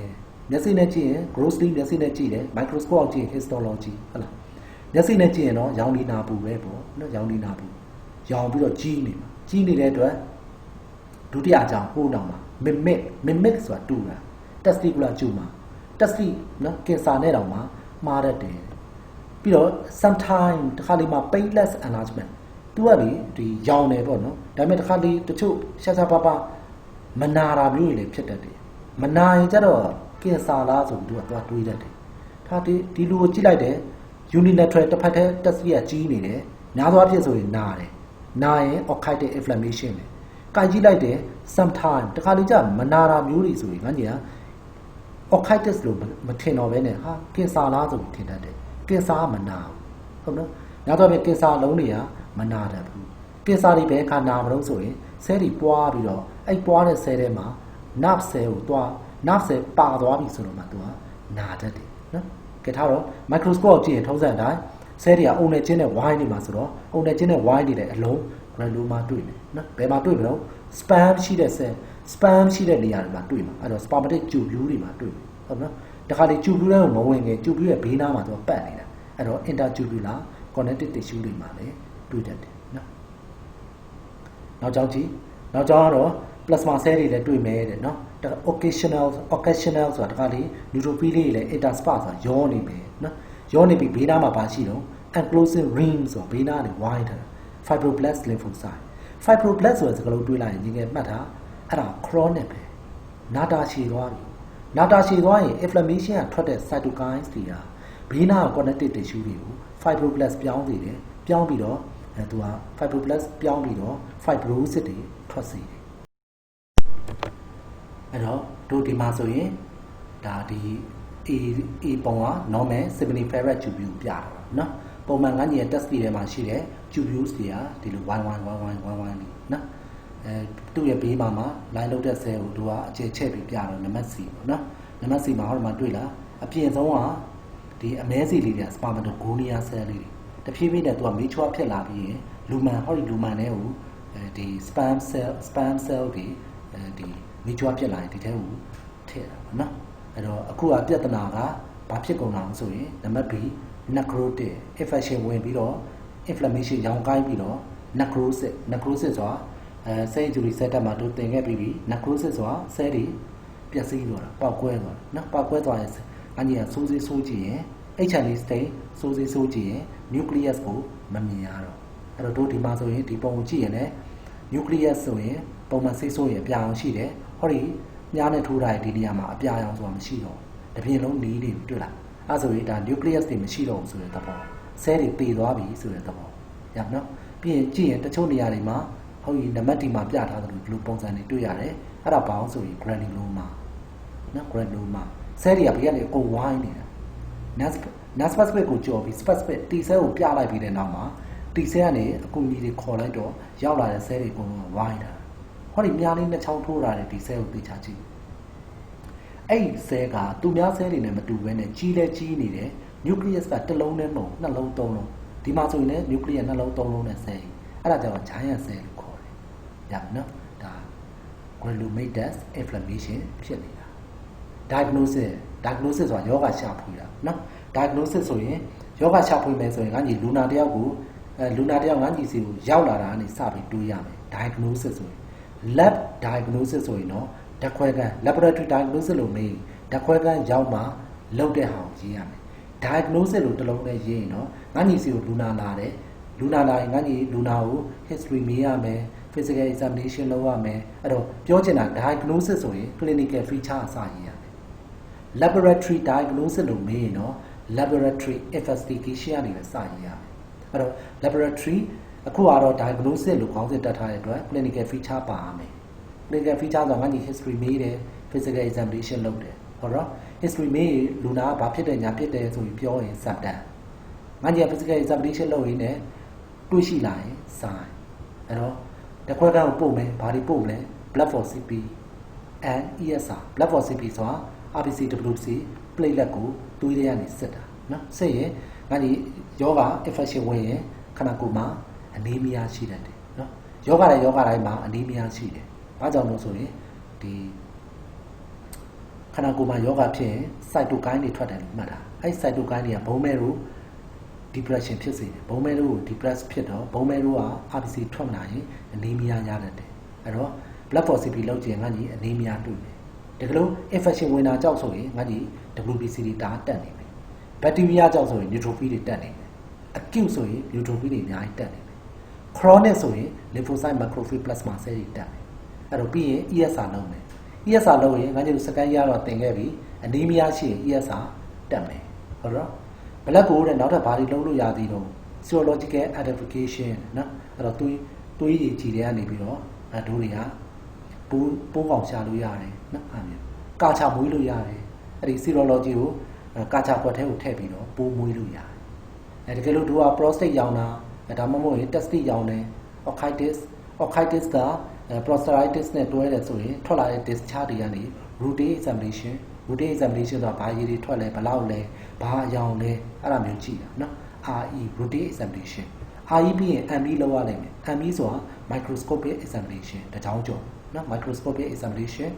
microscope အောင်ကြည့်မယ်ဆိုရင်တော့စိုးရမှာနော်ပိုးကောင်လေးတွေကိုညာသွားပြီးပိုးကောင်ကိုကြည့်တာငါကြည့်လို့ micro မှာ gram state နော် gram state စိုးကြည့်ပြီးတော့ဘာကောင်လဲဆိုတာကြည့်လို့ရတယ်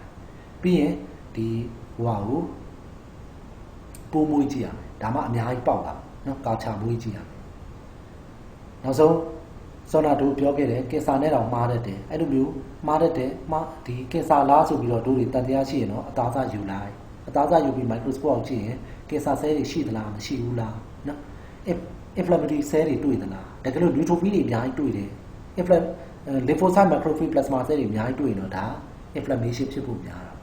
တာတကယ်လို့ကင်ဆာဆဲတွေတွေ့ရင်တော့ဒါကျူမာဖြစ်ဖို့များတာပေါ့အဲ့တော့တို့တွေ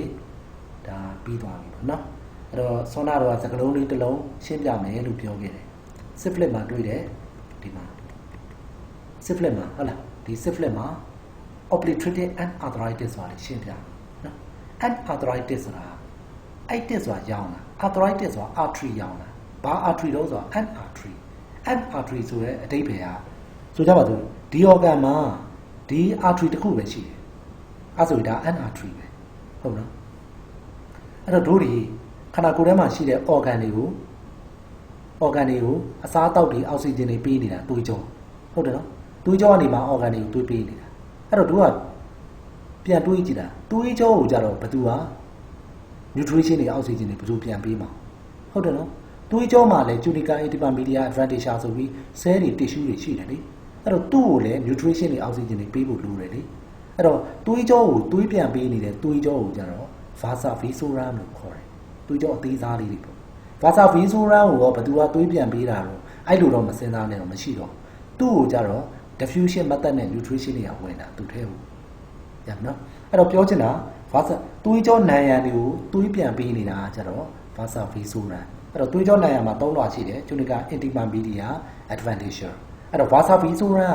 များသောဖြင့် advantage ထဲမှာရှိတယ် advantage ကနေမှသူက tunica media တွေကိုလှမ်းပြီးတော့ဒီအောက်ဆီဂျင်တွေ nutrition တွေပေးနေတာပေါ့အဲ့တော့ပြဿနာအခုက syphilis ကအဲ့ဒီ vasa vasorum နဲ့ကိုဝင်ပြီးတော့ပုံးနေတာဆိုတော့ vasa vasorum ကချင်းလေးရယ်အဲ့တော့ syphilis ကဝင်ပြီးတော့ပုံးလိုက်တဲ့နဲ့တပြိုင်နက် syphilis ပိုးကိုနောက်က immune cell ကလိုက်လာမှာဆိုတော့ syphilis ပိုးကဝင်ပုံးတယ် syphilis ပိုးကြောင့်မလို့ vasa vasorum ကပိတ်သွားတယ်အဲ့ကြောင့် obliterated တွေ့လားအဲ့တော့ vasa vasorum ပြီးရင်နောက်ထပ်သွေးကြောမရှိတော့ဘူးဆိုတော့ဒါဒီ anartery ပဲအဲ့တော့ဒီ vasa vasorum သွေးကြောက syphilis ပိုးဝင်ပြီးတော့ syphilis ပိုးနောက်မှာ immune cell ကလိုက်လာတာအဲ့တော့ immune cell တွေကဒီ vasa vasorum ဘေးပတ်လည်မှာဝိုင်းနေတာဝိုင်းနေမှာတော့ immune cell တွေရောက်လာပြီးဝိုင်းနေပြီးခြားကြပြီးဆိုမှတော့ inflammation ဖြစ်ပြီအဲ့ကြောင့်မလို့ itis vasa vasorum ကြောင့်လာမလို့ anarthritis syphilis ပိုးကပိတ်သွားတော့ obliterative anarthritis ရမယ်နော်အဲ့တော့ vasa vasorum သွေးကြောရဲ့ပတ်လည်မှာဒီ immune cell တွေကဝိုင်းနေတာမလို့ perivascular လက်ထိတ်ခတ်တယ်လို့ဝိုင်းတာမလို့ coughing of the lymphocyte နဲ့ plasma cell okay အဲ့ဆိုရင်mail နဲ့ပတ်သက်ပြီးတော့ရမယ်လို့ထင်တယ်